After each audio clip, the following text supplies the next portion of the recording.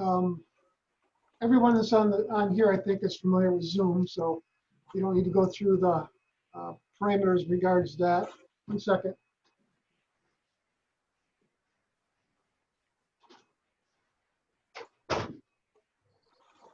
Okay, vacuuming outside here. So first of all, this is the third one that we've done. We did 2 of them in St. Lawrence. And the first one had about 35 people on it. The second one had about 22, 23. Not tremendous attendance, but we think this is a way that we can communicate with staff more frequently. We were doing quarterly meetings in both locations, tried to. Of course, those can't take place right now, no face-to-face. So this may be a way to start getting out to more staff. And we try to do 6 o'clock and noon so that we could reach a variety of people based on their schedules.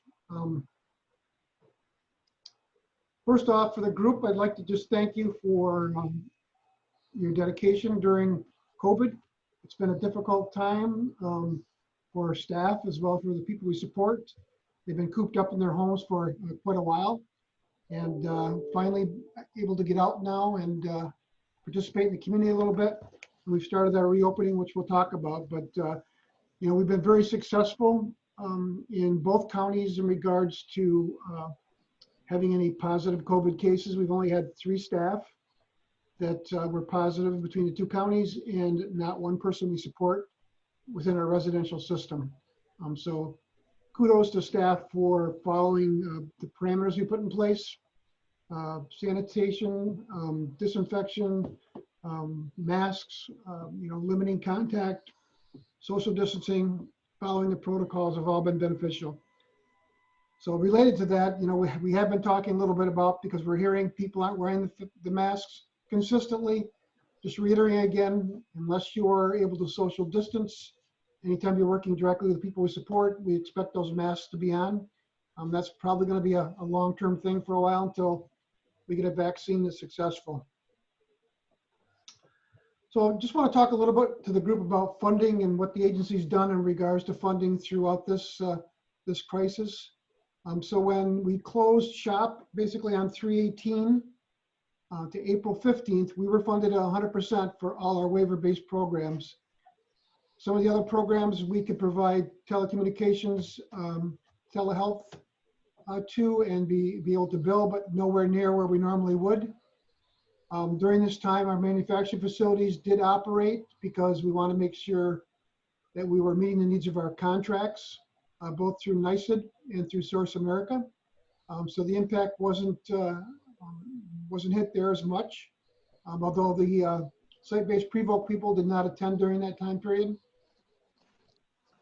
So from April 16th until July 21st, those waiver-based programs were funded with what's called a retainer day at 80%. You had the ability to make up the 20%. It's easy to make that up with the people that resided with us. So in Jefferson County, a large number of our people attend our day services, where in St. Lawrence County, it's just the opposite. A large number of the people in the day have programs are people that reside with families, state operative facilities, and other providers. So they weren't able to make up that 20% up there as successfully as we were here.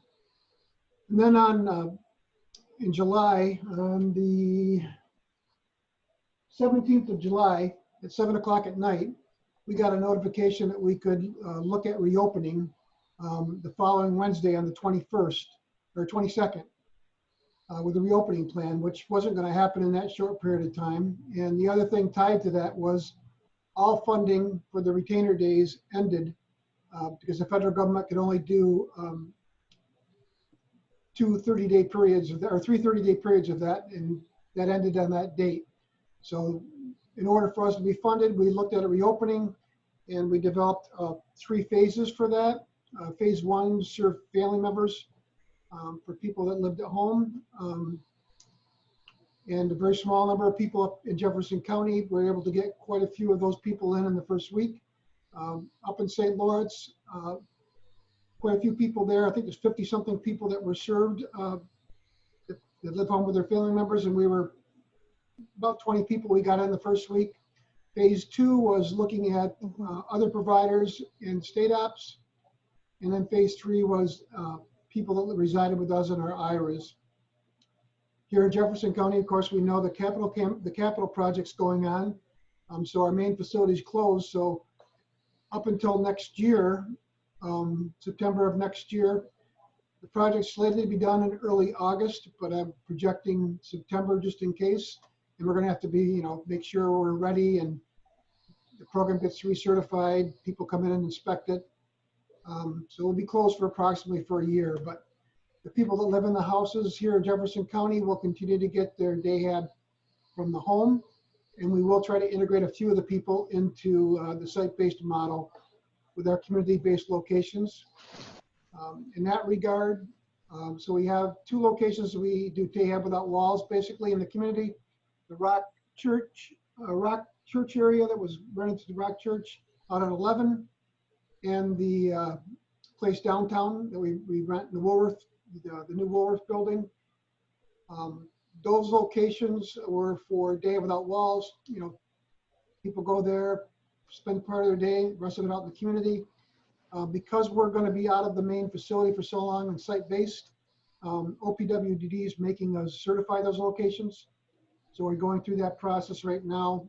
Kurt and Cassie compiled a CON, Certificate of Need, which we'll be submitting probably on Friday.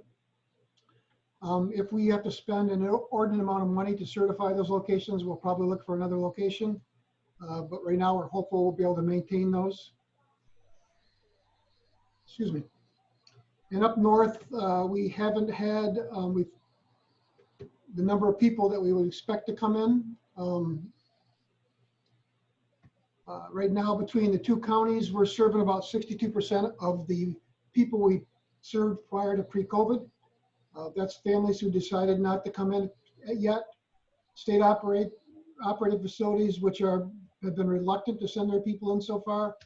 We did push into a couple of the sites up north, but the Consumer Advisory Board in New York State also has objected to starting site-based DAHAB again, which includes even providing out of their home. So until they approve it, we can't serve Willowbrook class people in our site-based programs.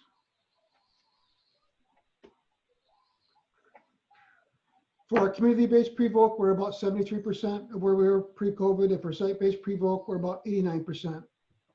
So overall, we're about 66% of where we were pre-COVID. Anybody have any questions so far? Okay. Now up in St. Lawrence, they do provide what they call children and youth. It's really DAHAB without walls, or supplemental DAHAB. They have been continuing to do that on a limited basis, and that's slowly increasing also. Overall, during this period, we furloughed about 72 people, a little bit more maybe than that, mostly bus drivers and administration staff, administrative support staff. We've slowly started bringing back some of those people. We will not be bringing back all the drivers here in Jefferson County because we don't have the need for with the people from the IRAs not participating in site-based DAHAB.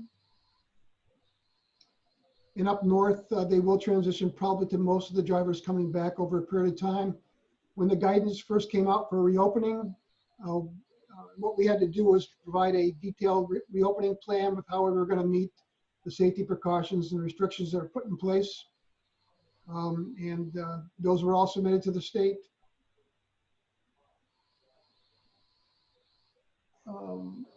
But one of the requirements for transportation was that we could not pick up people and put them on the same bus if they were in different locations. So that would have meant we'd pick up a lot of the people individually, which would be impossible. So before it started, they did change their mind. Anyone going to a facility can all ride the same bus. Right now it's at 50% capacity.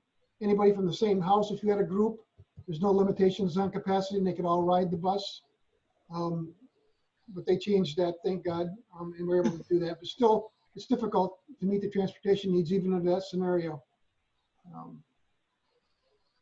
So we continue to follow the guidance of OPW, SED, Office of Children and Family Services, and Department of Health in our programs. A couple of things that we've done recently is we went through a process where we updated our plan documents for retirement. No big changes here in Jefferson with our Mutual America plan. In St. Lawrence, however, their plan was different. We changed their plan through Nationwide to match ours, so they now have a match similar to ours. However, we're both going to be moving into a new retirement plan. It's through AIG. It's through the ARC of New York, which is consolidating to one single retirement plan. We've put in for early adopter. We're one of the first 8 chapters to volunteer to be early adopters. This is going to save the employees money, and it's going to save the agency probably about $80,000, I believe, in that range, $75,000, $80,000. But the bigger thing is right now you're probably paying about 40 to 45 basis points for your investment management. You don't see it because they take it out of your investments. That's going to go down to 12 basis points under AIG, and then eventually down to 7 once we all the ARCs get into the plan, which will take about a 2-year period. There are some differences between what we offer now and what's going to be available under AIG.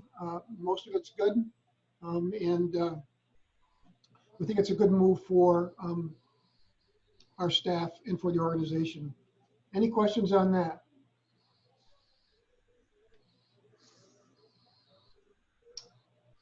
Okay, so the other thing I want to talk a little bit about is the potential cuts.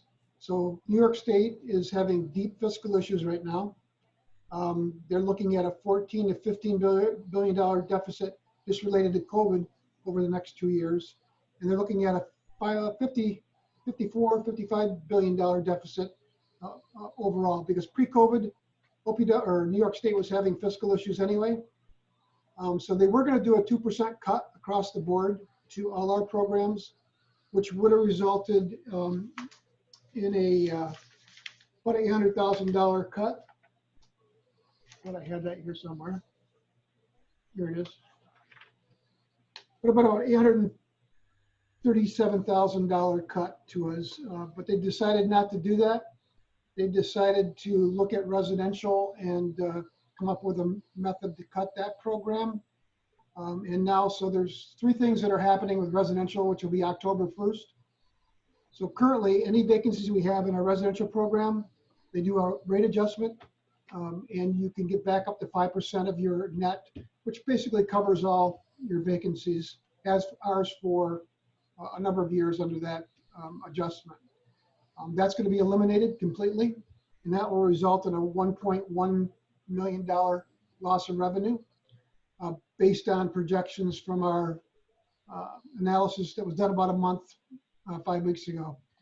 So if we can reduce our vacancies, that number will go down significantly. And we're already doing that, working on that as we speak to fill those vacancies. There's 1 here and 9, I believe, in Jefferson. And we've got 2 to 3 people in potential already for Jefferson. So the other thing that's happening is there's what's called retainer days. So there's 14 days per person allowed for hospitalization. And we get paid our full rate when they're in the hospital for those 14 days. And it's not based on each person. It's going to be cumulative for all the people in the program. That's being cut in half. So we will be reimbursed at 50% up to the 14 days. And then the last thing they're looking at is therapeutic leave days. So all of our people take therapeutic leave days to go home and visit their family, go on vacations, and we're able to be funded at 100% when that happens. That's being reduced to 96 days annually, which none of our people hit hardly, might be 1 or 2. But they're again cutting the amount of reimbursement by 50%. So the hospital retainer days is going to be about a $78,000 hit. And the therapeutic leave is estimated to be about $384,000. So the total is about $1.6 million. The biggest area we can adjust is vacancy rates. We're not going to tell people they can't go home and visit their family member. We're not going to tell them they can't go on vacation. But we'll try to work with them so that, you know, if they're leaving on a Friday and going to come back on Sunday, we make sure we provided the service before they leave on Friday so we can bill, and provide a service on Sunday when they come back so we can bill. So the impact will not be as great. We can work with families on that.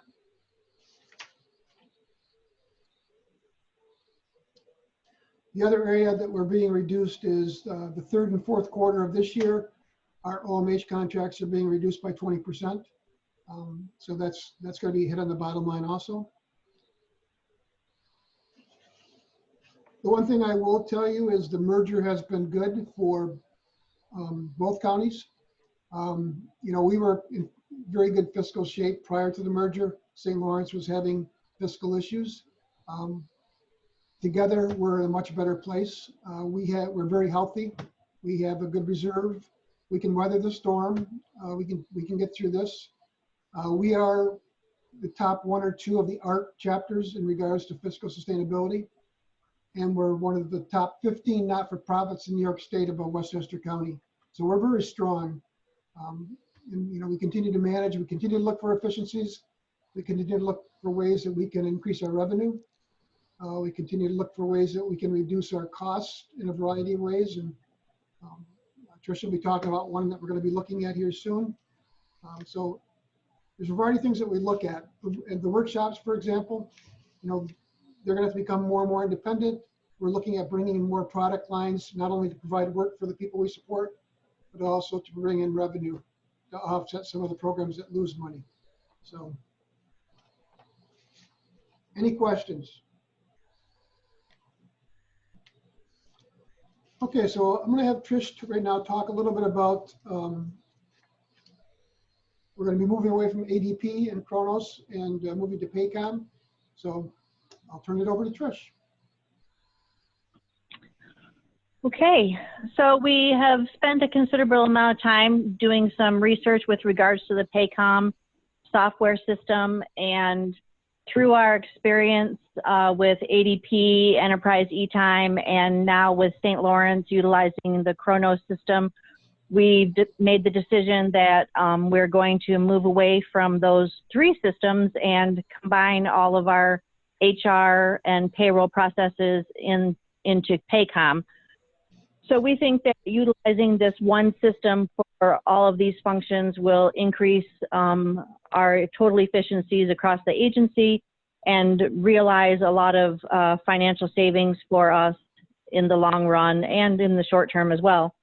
There'll be a lot of time savings for all of the staff, all of the supervisors who are managing staff payroll, as well as efficiencies within the HR and accounting departments when it comes to processing new hires, existing staff changes, processing payroll in and of itself, onboarding new hires, and just overall efficiencies across the agency. There's a lot of functionality within the Paycom system that we don't currently have within ADP. The processes within the time and attendance portion of Paycom is very streamlined and efficient. That will make a lot more sense doing away with both the Enterprise and the Kronos pieces and getting everything all into one system. So we're very excited about having all of us on one platform as opposed to the 3 different systems that we're currently utilizing in order to get everybody paid in an efficient manner. So as far as employee self-service, there's a lot more features within the system that everybody will have access to in order to be able to manage their own data, be able to process their time off requests, even within an app that they can have on their phone, to be able to put in a request for a day off, be able to look at all of their information within the system, put in a address change, look at your emergency contact information, even just verify all your data within the system. So there's a lot of functionality that we're very excited about in addition to all the cost savings that it's going to bring to the agency as well.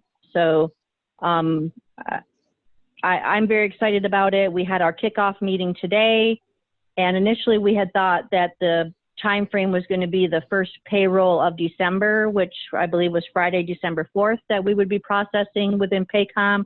But their time frame is even more aggressive than we had initially thought, and it looks like our first payroll processing with Paycom will actually be November 20th. So we're going to be moving very quickly, and so it's very exciting, and we're really looking forward to making this change. Anybody have any questions on Paycom? I have one. Trish, this is Shannon Curfin. I'm one of the QADPs. Is that going to house the timesheet program as well, or will that still be a separate program? Well, we haven't really gotten deep into that at this time. So the timesheet program was something that was specifically designed by Terry Valens. So I'm not quite sure. We may need to pull him into those discussions with the Paycom team who's going to design that. So I'm not sure at this point if we'll be able to do that as well. Okay. So in regards to the switch to Paycom, it's not just for function and efficiency, which is going to help us, but it's also going to save us about $85,000 a year. So again, a system that looks like it's going to be more effective, more efficient, and it's going to cost us less to operate. Lynn, you want to talk a little bit about some of the changes in the preschool early intervention? How far? So as you may know, with the 420 Gaffney Drive building, we had to relocate the preschool. So we're located at 733 South Massey Street. Currently the nursing department is housed out of there, PSU, the Article 16 clinic, all the clinical staff, and then our preschool. It's much smaller in size. We have a reduced classroom just based off the number of rooms and keeping the students in one hallway. And just trying to acclimate getting back into school. We are tentatively slated to reopen in the fall with full-time students. So at a much less capacity. But we're working toward trying to see where we can support children and families in daycare and other educational settings, because as I mentioned, if you guys were on the phone in the beginning, the head story and the Channel 7 News was, there is going to be a shortage and it's a struggle. And we realize that for our employees as well, that have children, and what are they going to do with them for school and daycare. So if you get a chance to stop over, I wouldn't encourage visiting the preschool, but you can at least walk down the hallway where some of the clinical offices are.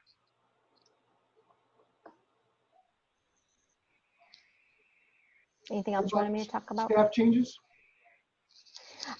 So you, again, those on the phone probably already know that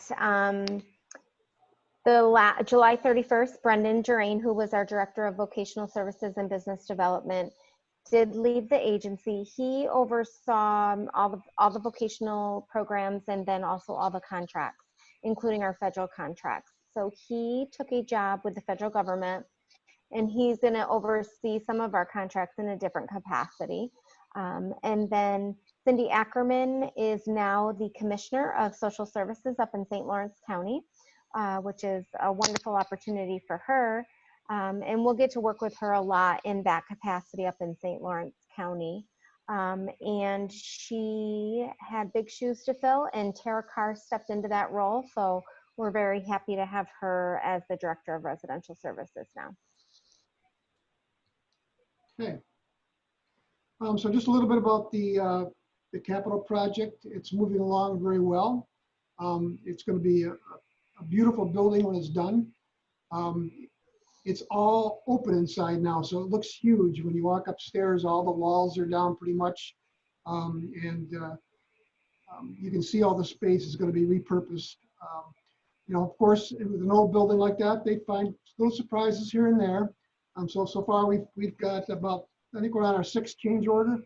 Overall, the costs have been maintained. We have a great Purcell Construction does a great job as our construction management group in keeping costs down, and our architects did a great job of design. So it's going to be a nice building. We've made a few changes. We're not so grandiose. We've cut back a little bit on having the facade's a little different than it was going to be, but it's going to be a beautiful building. Again, that's slated to, one thing that we were able to do by getting everybody out of the building at the same time, because originally we were going to keep Dayab in there and then move them out, move preschool back out, and so there was always half the building being occupied. By taking everybody out, we reduced the construction cycle by 6 months approximately, and we reduced our costs by over $500,000. So, and Michelle Carpenter has been doing a great job, not only with the capital campaign, but she pretty much is the day-to-day person that oversees the construction there, and she's tenacious, let me tell you.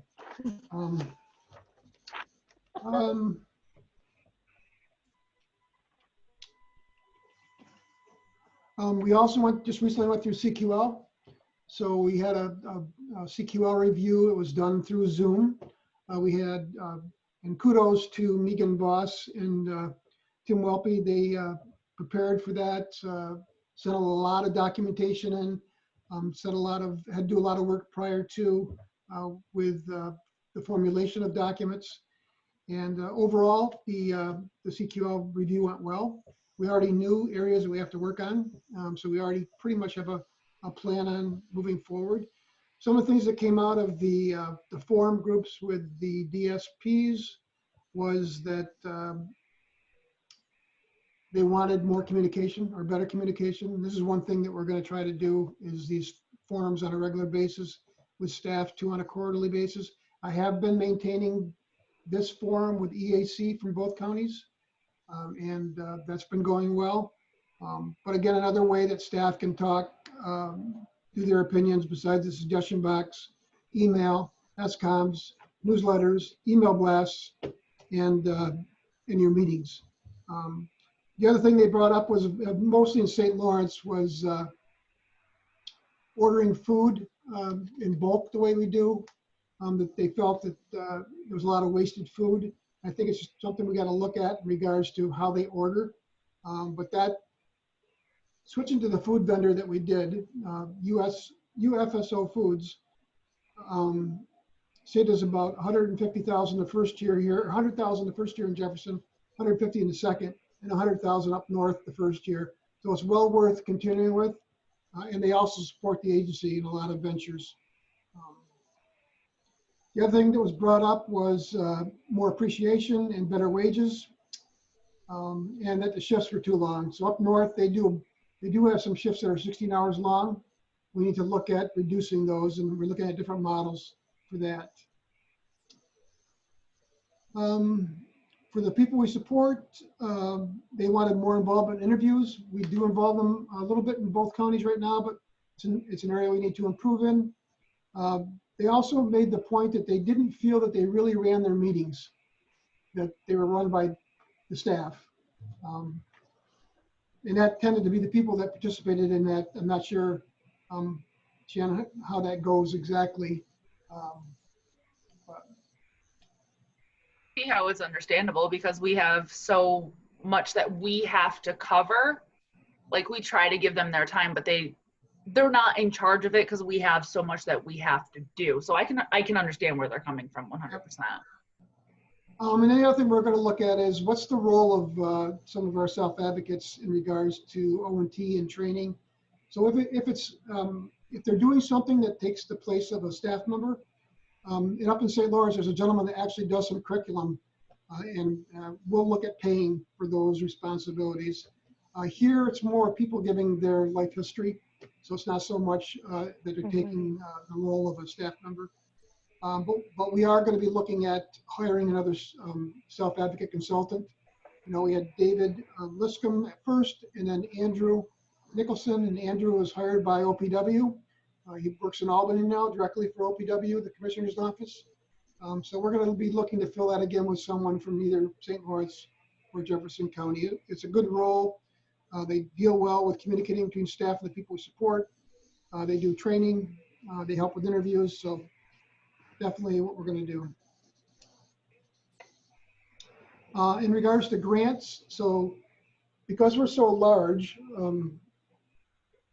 and I said yesterday that our budget was 71. I just looked at the audited financials. It was actually 76 million. So we're pretty big, but not only that, because of our corporate structure of the ARC of New York, we're one corporation. We're too big to bid on a lot of some of the grants that are out there. So the CARES Act grant, we were not eligible to bid on or to put in a grant application for that. However, we were eligible to put in for the HHS grant to cover lost revenue during a 2-month period during COVID. And we submitted for about $100,000 there. We were very successful under the CARES Act in St. Lawrence County for the transit program. So the county was eligible to apply, and we run transit for the county. So we got about $290,000 on the first, or $190,000 on the first round. And we're gonna also be able to put in for a second round of funding for that coming up here very soon. We also are gonna be applying to FEMA for the cost of our PPE. It's not huge, but they'll cover up to 75% of those costs. We got most of our PPE from the ARC in New York because what happened is it became difficult to procure PPE. You had to buy in large volume to get the discounted rate. So all the ARC chapters got together. The ARC in New York ordered for us. As of about 3 weeks ago, they have spent $3.4 million on PPE to date. None of that, they're not charging us for any of that. They're going to apply for FEMA themselves, and the other 25% is going to be covered by a grant from the trust. So that's going to stop at some point soon. So what we're looking for the future, in case this comes back or to be prepared for something similar, is we're going to go into a regional method of having inventory available with the ARC chapters. So for example, there might be a warehouse in Syracuse that a group of us will belong to. And that's what we're going to look at for the future. So we're also going to try to put in, I queried FEMA, but I haven't got a response yet, for the time of the 2 staff that we put into place as sewers that sewed cloth masks up north for the whole, they're still doing it since March. So their time, materials, we're going to try to put in for that also if it gets approved.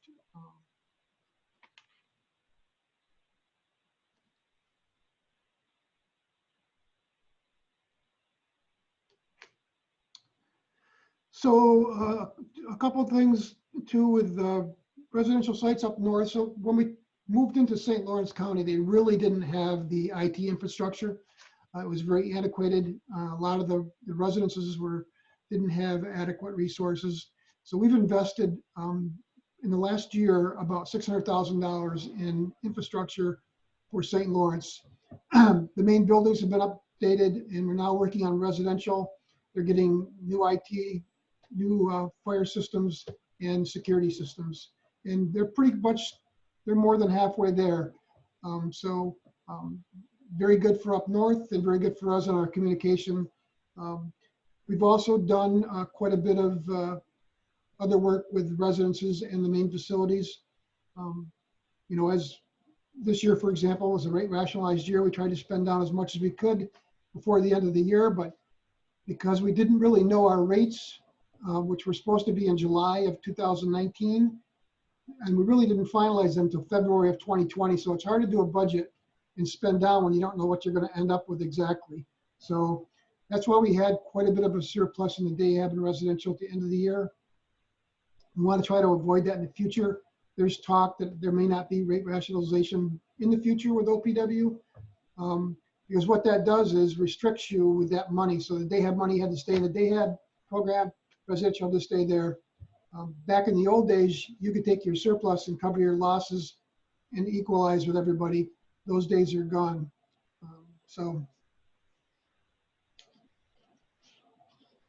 The other unique thing, and I don't know if we've talked about this before with staff, we were a unique merger because most mergers, the higher of rate is the surviving entity. St. Lawrence County had higher rates than we did. So OPW would not allow us to have them be the surviving entity because it would have been an extra $14 million in our budget. So what happened was with ours is we kept our rates in Jefferson, St. Lawrence kept their rates, for the 2019 year. And then when we get our new rates in 2021 in July, they'll be blended together. Anybody new coming into the program goes to the Jefferson rate in any of the programs. So we've been very successful with the merger in regards to looking at areas of efficiency. And just the merger right off the bat, even prior to the merger, when we started having some of our directors from here work up north, they had 4 vacant director positions. By looking at that system, we saved over $600,000 right off the bat. So it, all the other things that we've done for efficiencies up north have resulted in well over $1.5 million probably in efficiencies. And that's why we're situated well. Most of the other chapters, they got a little bit of a boost because they got the higher of rate. That's also being looked at by OPW right now. They can't afford it, so they're slowing down the mergers unless they're cost neutral or minimal expense. And talking about that environment too, the future, OPW is really trying to reduce the number of providers across the state. There's 650 providers, and they want to cut that down as much as they can.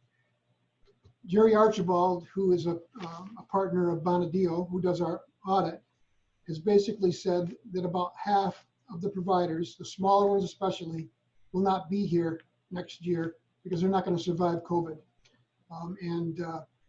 So there's probably going to be more mergers, consolidations, or at least management agreements into the future, but they've got to be advantageous in order for us to take advantage of that. The other thing that when we joined St. Lawrence that we became part of is the managed service organization. So the 4 chapters up north formed the MSO about 6 years ago. And what it was done is to look at ways to consolidate internal capacity and have a smaller group have responsibility. So through attrition, say an HR director left at one location, somebody else, the other rest of the HR directors could take over that role, maybe hire a person, a regional HR manager instead of an HR chief HR director. That really never took place completely in that how they envisioned it, but it's got a good format for in the future as we look at mergers and acquisitions and look at internal capacity as people start to leave and try to save money that way as a group, purchasing power.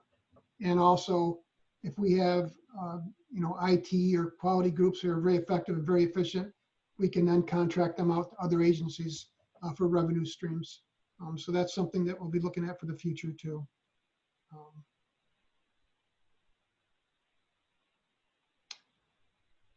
Anybody have any questions?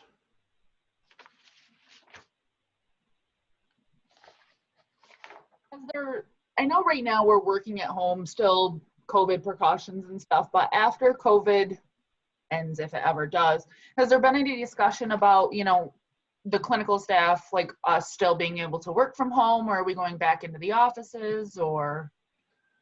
Lynn, you want to talk about that a little bit? Sure. Yeah, me too. I'm unmuted now. So we have explored this option, and depending on the space, because the new building obviously won't be ready until the fall, it will be a long time before we resume. You guys are very crowded down at St. Anthony. Yes. So we're probably going to allow the remote work for quite some time. You guys have proven it to be effective. There is accountability there. So we don't see that changing anytime soon. Okay. And probably well into the future, because why have brick and mortar for people to go to and you can save on the lease? We still realize there needs to be a place where people can go, especially meeting with families and having meetings and those kinds of things. And if we do expand that in the future, we'll be looking at software to manage remote workers a little bit more than we do now, even though people have been very good at it. And we're looking, we're still getting a high degree of efficiency from those workers. So yeah, it's definitely going to happen.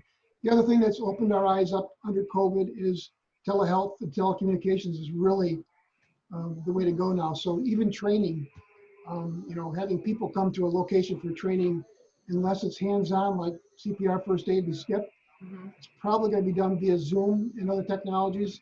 You know, we'd eventually like to do Zoom, and like I mentioned earlier to you, Shannon, in other remote locations, Right. and maybe putting some in a couple of residential locations on the perimeters so that people can go to those locations to get the training versus driving. It's really important in St. Lawrence when you've got an hour and a half from point A to point B, when you don't have to drive that, the expense of paying the staff for that, the time, all those things. So, and the other thing it's let us look at is really take a look at what people do in their jobs. Mhm. Not everybody does the same in regards to what's on their plate and how effective and efficient they are with it. So it's been an experience going through this. It's going to make us relook at the models of supervision that we have out there, and are we doing the correct model? Do we need as many supervisors? You know, but it's going to be a long, slow process that we look at for that and consolidation. It's going to be what's best for the people we support, but no drastic changes. But remote's definitely something for the future. I just like living up in Loudville, coming from down off the snow belt some days in the winter. It's rough.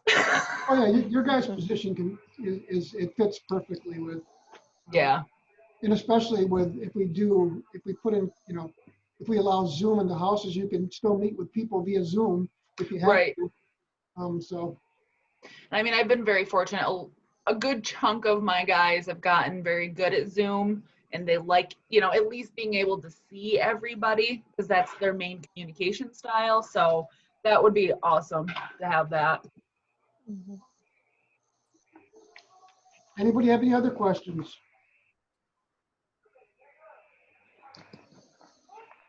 So, you know, things overall are going well. Like I said, staff have responded well to this. We're doing okay fiscally. You know, we are going to be taking a hit in October. We're planning for that, but it's something, it's a blip, and we can manage it. And we'll continue to work on ways to bring in additional revenue, reduce some of our expenses, and be more efficient, effective. And we'll get through it. Okay, if I have no questions, you guys have a good evening. Bye, everyone. Bye. Thank you. Bye. Have a good night, guys.